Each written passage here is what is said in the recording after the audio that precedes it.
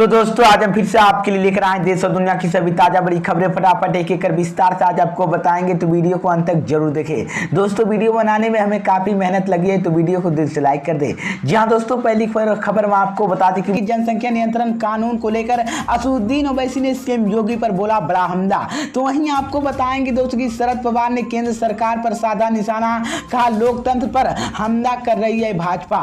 तो वहीं आपको बताएंगे दोस्तों की मोहम्मद जुबैर के मामले की जांच के लिए यूपी सरकार ने बनाई एसआईटी। तो वहीं आपको बताएंगे दोस्तों की सपा सांसद शफीकुर बर्क रहमान ने जनसंख्या नियंत्रण कानून को लेकर दिया बड़ा बयान। तो वहीं आपको बताएंगे दोस्तों की गोवा में बीजेपी को लगा बड़ा झटका, कांग्रेस पार्टी के विधायक ने बीजेपी में जाने से किया इनकार, मोदी को झटका। तो वहीं आपको बताएंगे दोस्तों की जनसंख्या नियंत्रण कानून के समर्थन में उतरे बीजेपी नेता मुख्तार अब्बास नकवी, बोले मजहब नहीं मुल्क की मुसीबत जनसंख्या विस्फोट। तो दोस्तों सभी खबरों की जानकारी एक एक कर विस्तार से बताएंगे। दोस्तों इससे पहले आपसे एक छोटी सी रिक्वेस्ट करें दोस्तों, अगर आपको भी लगता है कि देश में होने वाले तमाम चुनाव ईवीएम से ना होकर बैलेट पेपर से होना चाहिए, अगर आप भी मेरी बात का समर्थन करते हैं तो आप इस वीडियो को लाइक करके चैनल को सब्सक्राइब जरूर कर लीजिए और साथ में बेल आइकन भी प्रेस कर लीजिए और वीडियो को ज्यादा से ज्यादा शेयर कीजिए। इसी बीच पर दोस्तों अगली खबर की अर्थ जनसंख्या नियंत्रण कानून को लेकर असदुद्दीन ओवैसी ने सीएम योगी पर बोला बड़ा हमला। जी हां दोस्तों, आपको बता दें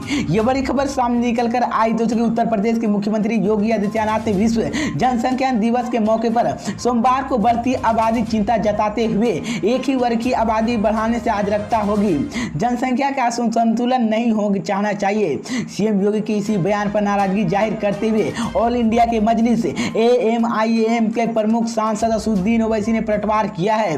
उन्होंने कहा कि ज्यादातर गर्भ निर्दोष का इस्तेमाल मुसलमान ही कर रही है। मंगलवार को हैदराबाद से सांसद ओवैसी ने सीएम योगी से सवाल करते हुए कहा कि क्या मुसलमान भारत के मूल निवासी है? यदि हम हकीकत है तो देखते हैं मुल्क के निवासी केवल आदिवासी और ट्रेड लोग ही। उन्होंने कहा कि बिना किसी कानून के उत्तर प्रदेश में 2026 से 2030 तक छवि प्रजनन करने की हासिल किया है। इसी को लेकर मैं आपको बता दें कि ज्यादातर प्रभावित नौकल के मुसलमानों के कर रहे 2016 में कुल प्रजनन किया जनसंख्या नियंत्रण लाभी की देश में सबसे अच्छा है। आपको बता दें कि सीएम योगी आदित्यनाथ ने सोमवार को लखनऊ में आयोजित एक कार्यक्रम में बढ़ती आबादी पर चिंता जताते हुए कहा है। इसी को लेकर अब असदुद्दीन ओवैसी ने सीएम योगी पर बड़ा हमला बोला है। इसी बीच तो ये बड़ी अपडेट है दोस्तों। इसी बीच पर दोस्तों अगली खबर की औरतों की शरद पवार ने केंद्र सरकार पर साधा निशाना, कहा लोकतंत्र पर हमला कर रही है भाजपा। जी हां दोस्तों, आपको बता दें ये बड़ी खबर सामने निकलकर आई दोस्तों की राष्ट्रवादी कांग्रेस पार्टी के मुखिया शरद पवार ने केंद्र सरकार पर निशाना साधा है। उन्होंने कहा कि कई राज्यों में सरकारों को स्थिर करने की कोशिश की जा रही है, लोग की सत्ता में बैठे लोगों के साथ ही उन्होंने बर्ताव कर रही है। लेकिन एनसीपी ने कार्यकर्ताओं के संबोधित करते हुए शरद पवार ने कहा कि सीतामूल भारतीय जनता पार्टी देश की संसदीय लोकतंत्र पर हमला कर रही है।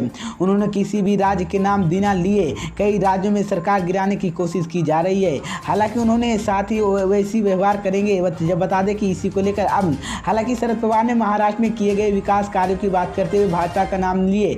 दरअसल राज्य में हाल ही में महाविकास अघाड़ी सरकार में तगड़ा झटका लगा है और उनकी सरकार महज 2.5 साल बाद गिर गई है। लेकिन इसके बाद ही शिवसेना बागी विधायक के एक शिंदे अन्य साथ मिलकर भाजपा के संग सरकार बनाई। इसी बीच तो ये बड़ी अपडेट है दोस्तों। इसी बीच पर दोस्तों अगली खबर की और चूंकि मोहम्मद जुबैर की मामले की जांच के लिए यूपी सरकार ने बनाई एसआईटी। जी हां दोस्तों, आपको बता दें ये बड़ी खबर सामने निकलकर आई दोस्तों उल्टा न्यूज के संस्थापक मोहम्मद जुबैर की मामले की जांच के लिए यूपी सरकार ने एसआईटी का गठन किया है। आईजी प्रतिनिधि सिंह की अध्यक्षता एसआईटी की जाँच करेगी।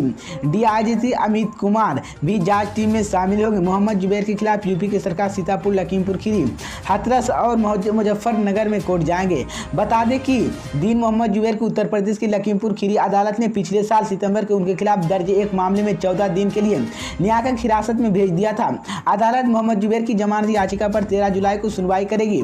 मोहम्मद जुबैर की सीतापुर जेल की वीडियो कॉन्फ्रेंस के जरिए अदालत पेश किया गया और उनके खिलाफ एफआईआर दर्ज धारा 153, 550 जोड़ी गई। लेकिन लखीमपुर खीरी के एक अदालत ने पिछले साल दर्ज किए मामले में मोहम्मद जुबैर की तलब किया गया था। लखीमपुर खीरी पुलिस ने मोहम्मद जुबैर के खिलाफ 2021 में दुश्मनी के बढ़ावा देने करने की एक दर्ज प्राथमिकता संबद्ध अदालत ने पेश होने के लिए वारंटी जारी किया था।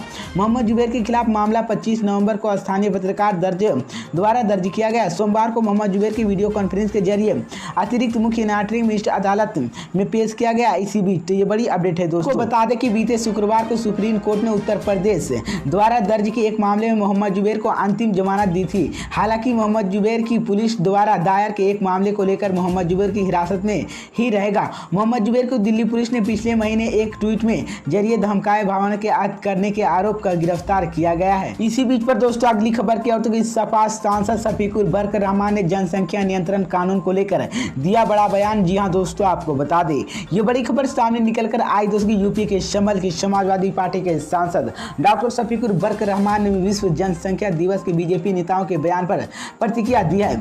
उन्होंने कहा कि जहां तक औलाद पैदा करने के लिए ततकुल है, इसका संतुलन इंसान से कुदरत है।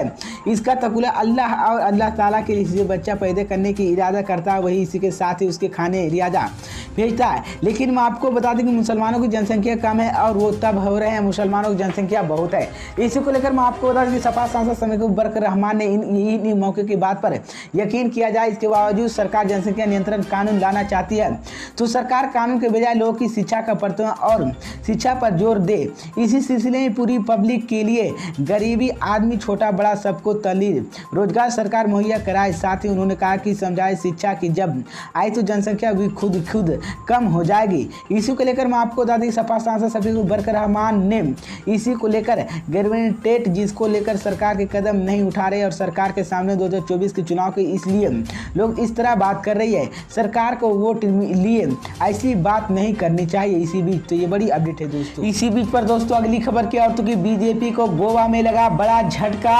गोवा में कांग्रेस पार्टी के विधायक ने बीजेपी में जाने से किया इनकार। मोदी अमित शाह की बड़ी मुश्किलें। जी हां दोस्तों, आपको बता दें ये बड़ी खबर सामने निकलकर आई दोस्तों की गोवा के बाद अब कर्नाटक में कांग्रेस की भी विवाद सुरसुरी हो गई है। हालांकि गोवा विधानसभा चुनाव विपक्ष के नेता पद के माइकल लेबे के हटाने के बाद नरम पड़ गया है। अटकलें थी लंबे की दिसंबर के लिए कमत समेत कुछ ही कांग्रेस विधायक ने पल्ला बदलकर भाजपा में शामिल होने वाले सोमवार को लंबे समय से आए दरबदल को इनकार किया है।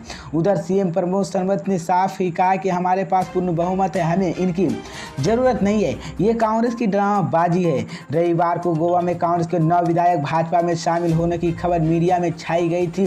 इसके अलावा बाद कांग्रेस ने ताबड़तोड़ माइकल लंबे की विधानसभा विपक्ष के नेता पद से हटा दिया गया और कांग्रेस ने आरोप लगाया कि लंबे की कमलनाथ ने भाजपा के साथ मिलकर दल बदल की साजिश रच रही है। उधर सोमवार के लंबे मीडिया पर रूबरू हुई कि खुद ही पार्टी के नेता 9 विधायक बीजेपी में शामिल हो जाएंगे। इसी बीच गोवा प्रदेश कांग्रेस अध्यक्ष अमित पटकाल ने विधानसभा स्पीकर के आज एक पत्र सौंपा और बीजेपी में जाने से इनकार कर दिया है। इसी को लेकर अब बीजेपी को गोवा में ये बड़ा झटका लग सकता है। इसी बीच तो ये बड़ी अपडेट है दोस्तों। इसी बीच पर दोस्तों अगली खबर की औरतों की जनसंख्या नियंत्रण कानून को लेकर समर्थन में उतरे बीजेपी नेता मुख्तार अब्बास नकवी बोले मजहब नहीं मुल्क की मुसीबत है जनसंख्या विस्फोट। जी हाँ दोस्तों, आपको बता दें ये बड़ी खबर सामने निकलकर आई दोस्तों की जनसंख्या विस्फोट को लेकर भारतीय जनता पार्टी बीजेपी नेता पूर्व केंद्रीय मंत्री मुख्तार अब्बास नकवी के बयान के सामने आया। पूर्व केंद्रीय मंत्री मुख्तार अब्बास नकवी का कहना है कि किसी का एक मजहब की जनसंख्या विस्फोट के जोड़े ठीक नहीं है। बढ़ती आबादी पूरे देश की समस्या। हालांकि इससे पहले सोमवार के सीएम योगी आदित्यनाथ ने कहा था कि ऐसे नहीं होनी चाहिए कि जनसंख्या बढ़ने की गति या किसी भी समुदाय प्रतिशत ज़्यादा कि हम मूल निवासियों की आबादी स्थिर करने के लिए जागरूकता परिवर्तन माध्यम से काम करें। इसी को लेकर सीएम योगी आदित्यनाथ ने कहा कि जनसंख्या नियंत्रण कानून के कार्यक्रम कामयाबी आगे बढ़े लेकिन जनसंख्या असंतुलित स्थिर न पैदा हो। विश्व जनसंख्या दिवस के अवसर पर जनसंख्या स्थिर पखवाड़ शुरुआत करने की सीएम योगी ने कहा है। इसी बीच अब इसी को लेकर जनसंख्या नियंत्रण कानून को लेकर समर्थन में बीजेपी नेता मुख्तार अब्बास नकवी उतर गए हैं। इसी बीच इसी को लेकर ये बड़ा बयान दिया है। तो ये बड़ी